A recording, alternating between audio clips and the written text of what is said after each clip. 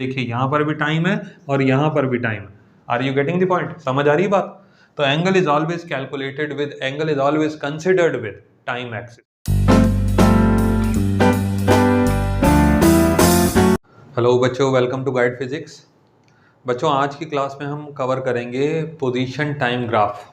ठीक है, पूरी डिटेल के साथ समझेंगे पोजीशन टाइम ग्राफ क्या होता है, क्या उसकी सिग्निफिकेंस होती है, कितने तरीके का ग्राफ पीटी ग्राफ आप बना सकते हैं, पोजीशन टाइम ग्राफ को दूसरे नाम से क्या लिखा जा सकता है, ये सारी बात आज हम कवर करते हैं। पोजीशन टाइम ग्राफ, सबसे पहली तो ये बात नाम से ही समझ में आता है कि पोजीशन के बारे में बात हो रही है। किसके रिस्पेक्ट में? टाइम के रिस्पेक्ट में। भाई जाहिर है किसी भी बॉडी की अगर आप लोकेशन के बारे में बात करते हैं तो इसका मतलब आप उसकी पोजीशन के बारे में बात कर रहे हैं ना। एक छोटा सा एग्जांपल लेते हैं। मान लीजिए आप अपने घर से बाहर की तरफ जाते हैं, मार्केट जाते हैं, फर्ज करिए। अब मार्केट कितना किलोमीटर है? 2.5 किलोमीटर से। ध्यान दीजिएगा, आपके जो पेरेंट्स हैं उनको ये मालूम है कि आप मार्केट गए हैं और आप कितनी दूरी पे हैं। मार्केट लगभग कितनी दूरी है? 2.5 किलोमीटर्स। तो आपकी पोजीशन का जो वो अंदाज़ा लगाएंगे वो किसके हिसाब से लगाएंगे? आपने कितनी दूरी, कितना डिस्टेंस आपने कवर किया। समझ आ रही बात? मान लीजिए आप आउट ऑफ सिटी चले जाते हैं, आउट ऑफ टाउन चले जाते हैं। आप 200 किलोमीटर की दूरी पर हैं अपने घर से, आप दूसरे किसी टाउन में गए हुए हैं और आप 200 किलोमीटर्स की डिस्टेंस पे हैं, ठीक है ना, अपने घर से। तो आपकी जो पोजीशन है उसका अंदाजा किससे लगाया जा रहा है कि कितनी दूरी आपने कवर करी। समझ आ रही है बात आपको? तो पोजीशन कैलकुलेट करने के लिए ध्यान रखिए, हमको डिस्प्लेसमेंट कंसिडर करना पड़ता है या डिस्टेंस कंसिडर करना पड़ता है, तभी पोजीशन टाइम ग्राफ को दूसरे नाम से डिस्प्लेसमेंट टाइम ग्राफ भी बोला जाता है। पीटी ग्राफ शॉर्ट में आप लिख सकते हो, इसको कई जगह पे एक्सटी ग्राफ भी बोला जाता है, जैसे आप ये देख रहे हो एक्सटी ग्राफ लिखा है, ठीक है ना, डिस्प्लेसमेंट टाइम ग्राफ। अब यहाँ पर पोजीशन के बारे में आपको कुछ क्लैरिटी मिल गई। अब थोड़ा सा और बात समझते हैं। ये देखिए, जो पहला लेटर होता है ना, अब इसको वाई एक्सिस पे लिखा जाता है और जो दूसरा लेटर होता है उसको एक्स एक्सिस पे लिखा जाता है। आपके हिसाब से ये थोड़ी सी उल्टी बात होगी। अगर मान लीजिए मैं कोऑर्डिनेट सिस्टम लगाता हूँ 2 3, मैंने कोऑर्डिनेट लिखे 2 3, तो सभी जानते हैं कि भाई जो पहला कोऑर्डिनेट होता है वो x होता है, दूसरा वाला कोऑर्डिनेट y होता है ना। लेकिन जब भी आप ग्राफिकल रिप्रेजेंटेशन की बात करते हैं, जैसे पीटी ग्राफ की बात करी या वेलोसिटी टाइम ग्राफ की बात करी या आपने एक्सेलरेशन टाइम ग्राफ की बात करी, तो जो पहला लेटर है वो y एक्सिस पे होगा, दूसरा लेटर x एक्सिस पे होगा। ये ध्यान रखें, ठीक है ना, ये ध्यान रखना है, ये जरूरी पॉइंट है। तो ये जो डिस्प्लेसमेंट है या डिस्टेंस है या पोजीशन है, उसको आपने कौन सी एक्सिस पे शो करना है? वाई एक्सिस पे। दूसरा वाला ऑटोमेटिकली टाइम एक्सिस हो गया, यानी कि एक्स एक्सिस के अलाउंग। क्लियर हो गई बात? अच्छा, अब ग्राफ बनता कैसे है उसके बारे में थोड़ी सी हम डिस्कशन करते हैं। फर्ज करिए एक ग्राफ आपको ये दे रखा है, ठीक है ना। एक दूसरा ग्राफ भी बनाने लगा हूं, ये है xt और ये हो गया इस तरीके से आपको ग्राफ दे रखा है। ये दो केस हम कंसिडर करेंगे। Now this is case number 1 and this is case number 2। थोड़ी सी बात हम करते हैं। सबसे पहले इसको भी आगे बढ़ाने से पहले और भी डिटेल से समझाता हूं कि पोजीशन टाइम ग्राफ का बेसिकली सिग्निफिकेंस क्या है। पोजीशन टाइम ग्राफ का सिर्फ एक ही सिग्निफिकेंस होता है, it is used to calculate velocity, ठीक है ना। पोजीशन टाइम ग्राफ की मदद से आप वेलोसिटी कैलकुलेट कर सकते हैं। कौन सी वेलोसिटी कैलकुलेट करते हैं? वेलोसिटी तो 3 तरीके की होती है, इंस्टेंटेनियस वेलोसिटी होती है, रिलेटिव वेलोसिटी होती है, एवरेज वेलोसिटी होती है। कौन सी वेलोसिटी की बात कर रहे हैं? पोजीशन टाइम ग्राफ का यूज करके अगर आप कोई वेलोसिटी निकाल रहे हैं, वेलोसिटी ही निकालते हैं पहली बात तो, लेकिन जो वेलोसिटी निकालते हैं आप, that is known as instantaneous velocity.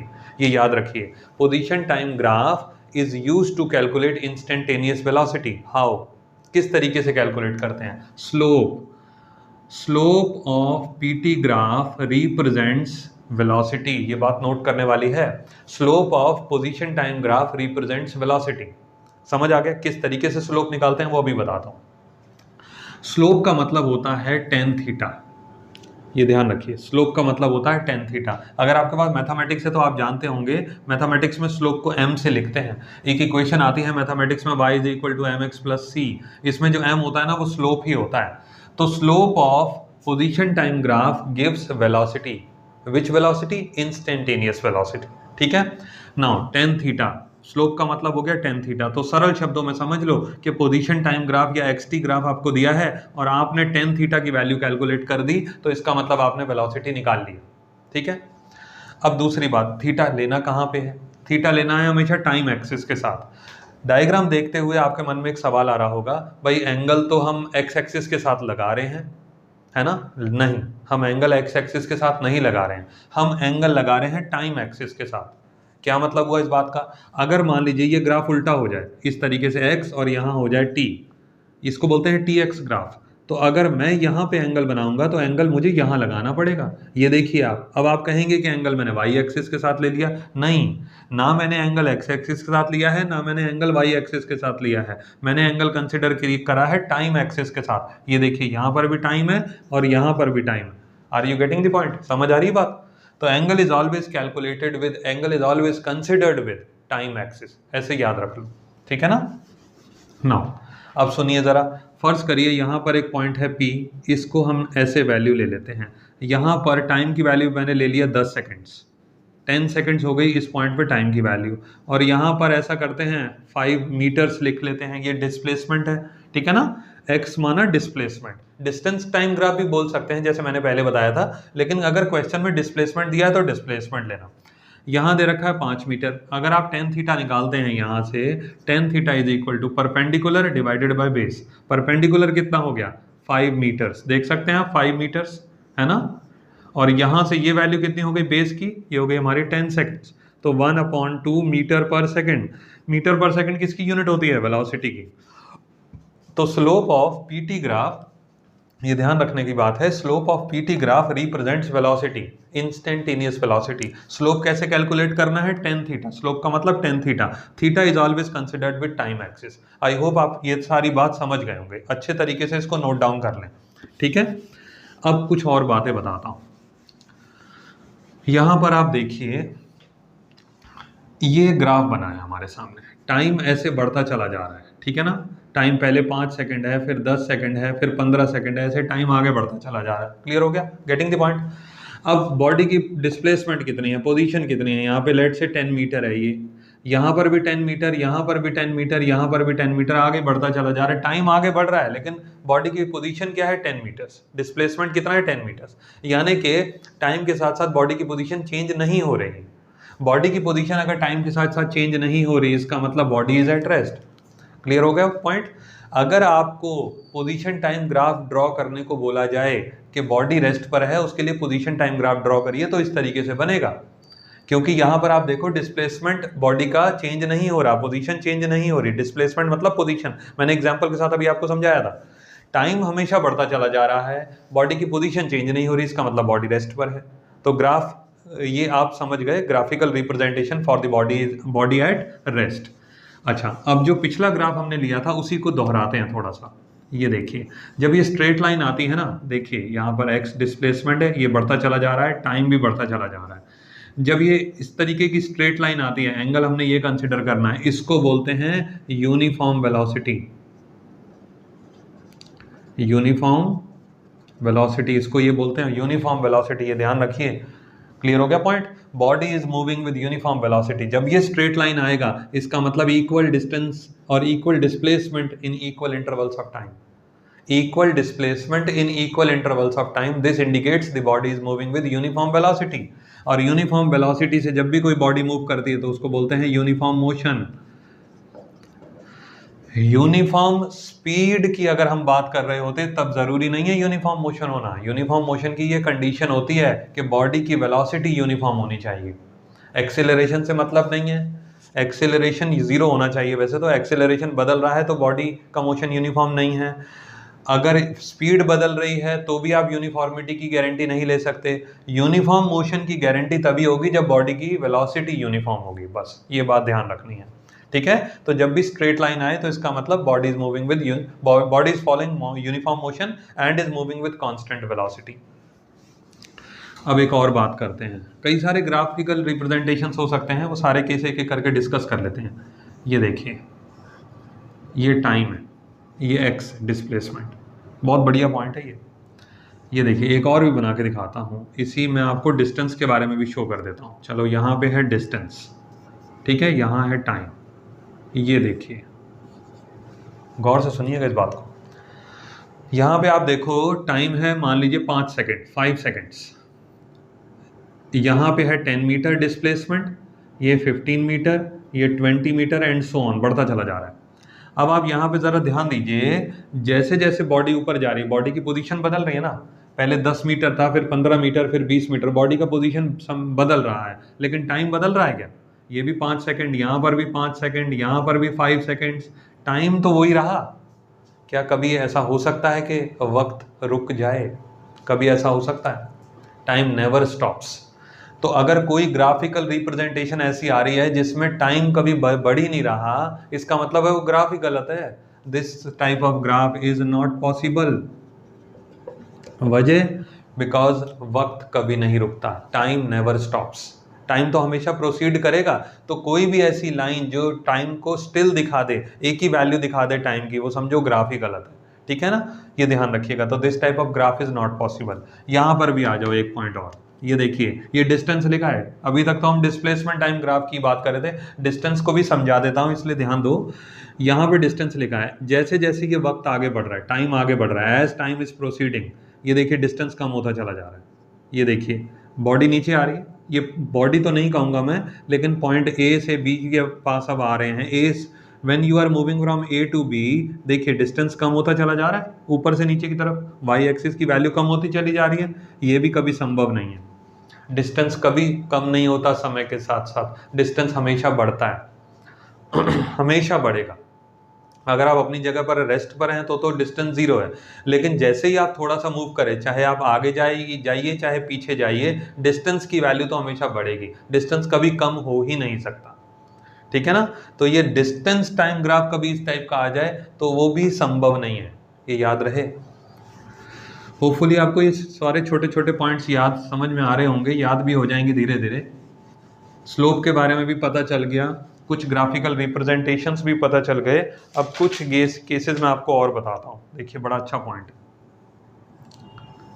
यहाँ पर एक ग्राफ इस तरीके से ले लेते हैं और यहाँ पर एक ग्राफ हम ऐसे ले लेते हैं। ये दोनों एक दूसरे के ऑपोजिट ग्राफ हैं, कोई एक स्टडी कर लो तो दूसरा ऑटोमेटिकली समझ आ जाएगा। ये टाइम हो गया और ये हो गया हमारे पास पोजीशन। ठीक है, अब ज़रा देखिएगा ध्यान से, मैं क्या करता हूँ ना, यहाँ से इसको डिवाइड कर लेता हूँ। एक ग्राफ को हम स्टडी कर लेते हैं तो दूसरा ऑटोमेटिकली उसका रिवर्स हो जाएगा। ये O पॉइंट हो गया, ओरिजिन हो गया, इसको ले लेते हैं A, इसको ले लेते हैं B, इसको ले लेते हैं हम C। अब ये देखिए ये वाला, यहाँ पर थोड़ा सा गौर करिएगा इस बात पे, ये एंगल है थीटा। ठीक है ना, angle is always calculated with time axis, अभी बताया मैंने। अच्छा, दूसरा पॉइंट ये देखिए, अब थोड़ा सा एंगल बढ़ गया, ये है थीटा डैश, एंगल थोड़ा सा बढ़ गया। देखो आप, पहले एंगल थीटा यहाँ था, अब एंगल थीटा डैश थोड़ा सा बढ़ गया, इंक्रीज हो गया। अब आप यहाँ देखो ये वाला केस, थीटा डबल डैश, ये एंगल थोड़ा सा और इंक्रीज हो गया, एंगल बढ़ रहा है ना। देखो धीरे धीरे जैसे O से C की तरफ बॉडी जा रही है, या हम ग्राफ बना रहे हैं when we are moving from O to C। पहले एंगल था थीटा, फिर हो गया थीटा डैश, अब हो गया theta double dash, angle is increasing, theta is increasing, हम ये लिख सकते हैं। अब सुनिए ज़रा, यहाँ पे छोटी सी इंफॉर्मेशन है, मैं यहाँ बना देता हूँ, इस ग्राफ को हम बाद में कवर कर लेंगे। थीटा की वैल्यू 0 डिग्री है तो tan 0 कितना होगा? 0। थीटा की वैल्यू अगर 30 डिग्री है तो tan 30 कितना होगा? 1/√3। थीटा की वैल्यू अगर 45 डिग्री है तो tan थीटा कितना होगा? tan 45 कितना होगा? 1। देखिएगा ध्यान से, थीटा की वैल्यू इंक्रीज कर रही है, पहले 0 डिग्री, फिर 30 डिग्री, फिर 45 डिग्री, थीटा बढ़ रहा है ना, एंगल बढ़ रहा है। अब बताइए क्या tan थीटा बढ़ रहा है? वो भी बढ़ रहा है, पहले 0 था, फिर 1/√3 हुआ, फिर 1 हुआ, और बढ़ता चला गया। जैसे जैसे एंगल इंक्रीज हो रहा है, जैसे जैसे थीटा इंक्रीज हो रहा है, वैसे वैसे tan थीटा भी इंक्रीज हो रहा है। और XT graph, position time graph का जो tan थीटा होता है यानी कि स्लोप, वो क्या बताता है? वेलोसिटी। तो इसका मतलब वेलोसिटी भी इंक्रीज हो रही है। Are you getting this point? समझ आ रही है बात? जो दूसरा ग्राफ होगा ना इसका, इस तरीके से जो ग्राफ होगा वो बिल्कुल रिवर्स हो जाएगा, तो उसमें सारी चीज कंडीशंस रिवर्स हो जाएंगी। हमने यहाँ पर बात करी कि जैसे जैसे आप O से A पे गए, फिर B पे गए, फिर C पे गए, वैसे वैसे एंगल बढ़ा, एंगल बढ़ा तो उसकी वजह से वेलोसिटी भी बढ़ी। इसको बोलेंगे आप velocity is increasing. Velocity is increasing, velocity अगर लगातार बढ़ रही है तो इसका मतलब एक्सेलरेशन क्या है? पॉजिटिव।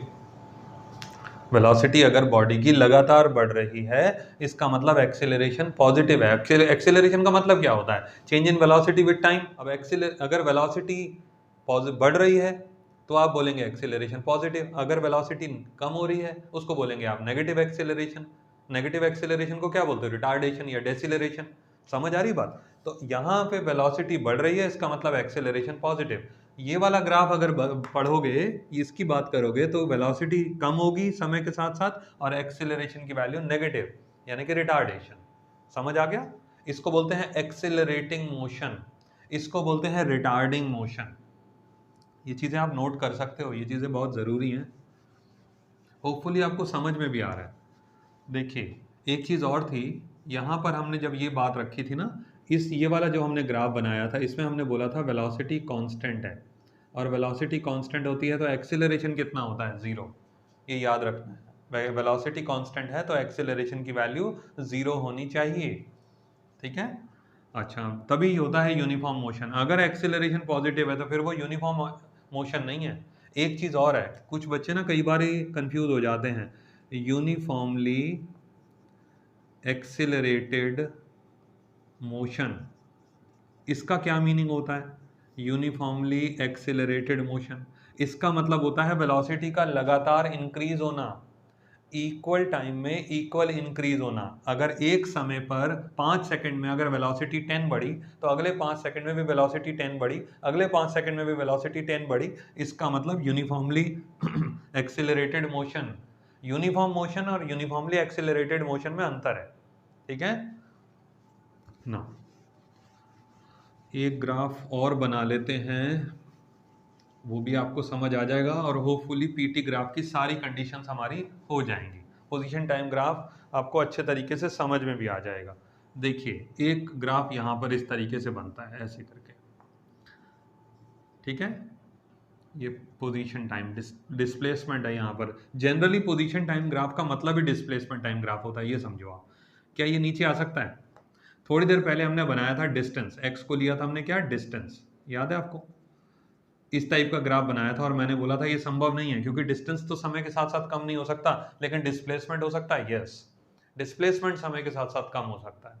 अगर आप घर से चलते हैं, मार्केट जाते हैं, मार्केट से फिर घर पे वापस आते हैं तो टाइम तो बीत गया लेकिन डिस्प्लेसमेंट तो 0 हो गया ना।